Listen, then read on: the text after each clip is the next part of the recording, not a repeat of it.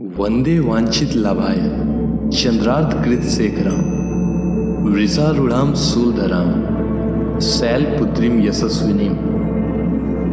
देवी दुर्गा के 9 रूप होते हैं। दुर्गा जी पहले स्वरूप में शैलपुत्री के नाम से जानी जाती हैं। यही 9 दुर्गाओं में प्रथम दुर्गा है। पर्वतराज हिमालय के घर पुत्री रूप में उत्पन्न होने के कारण इनका नाम शैलपुत्री पड़ा। नवरात्र पूजन में प्रथम दिवस इन्हीं की पूजा और उपासना की जाती है। इस प्रथम दिन की उपासना में योगी अपने मन को मूलधार चक्र में स्थित करते हैं। यहीं से उनकी योग साधना का प्रारंभ होता है। माँ शैलपुत्री की आराधना से मनोवांछित फल और कन्याओं को उत्तम वर की प्राप्ति होती है। बताया जाता है कि नवरात्रों में माँ दुर्गा अपने असल रूप में पृथ्वी पर ही रहती हैं। इन 9 दिनों में पूजा कर हर व्यक्ति माँ दुर्गा को प्रसन्न करना चाहता है, जिसके लिए वह माँ के 9 स्वरूपों की पूजा अर्चना और व्रत करता है, जिससे माँ की कृपा उन पर हमेशा बनी रहे। माँ अपने बच्चों पर हमेशा कृपा बनाए रखती है, क्योंकि माँ अपने किसी भी बच्चे को परेशान नहीं देख सकती है। माँ शैलपुत्री व्रत कथा। एक बार प्रजापति दक्ष ने एक बहुत बड़ा यज्ञ किया। इसमें उन्होंने सारे देवताओं को अपना अपना यज्ञ भाग प्राप्त करने के लिए निमंत्रित किया, किंतु शंकर जी को उन्होंने इस यज्ञ में निमंत्रित नहीं किया। सती ने जब सुना कि उनके पिता एक अत्यंत विशाल यज्ञ का अनुष्ठान कर रहे हैं, तब वहां जाने के लिए उनका मन विकल हो उठा। अपनी यह इच्छा उन्होंने शंकर जी को बताई। सारी बातों पर विचार करने के बाद उन्होंने कहा, प्रजापति दक्ष किसी कारणवश हमसे रुष्ट हैं।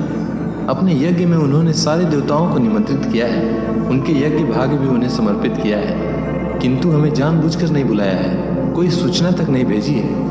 ऐसी स्थिति में तुम्हारा वहां जाना किसी प्रकार भी श्रेयस्कर नहीं होगा। शंकर जी के इस उपदेश से सती का प्रबोध नहीं हुआ। पिता का यज्ञ देखने वहां जाकर माता और बहनों से मिलने की उनकी व्यग्रता किसी प्रकार भी कम न हो सकी। उनका प्रबल आग्रह देखकर भगवान शंकर जी ने उन्हें वहां जाने की अनुमति दे दी। सती ने पिता के घर पहुंचकर देखा कि कोई भी उनसे आदर और प्रेम के साथ बात नहीं कर रहा है। सारे लोग मुंह फेरे हुए हैं।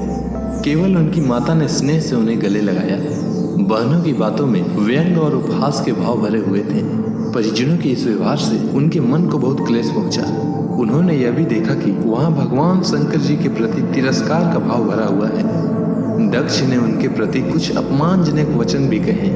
यह सब देखकर सती का हृदय शोक, गलानी और क्रोध से संतप्त हो उठा।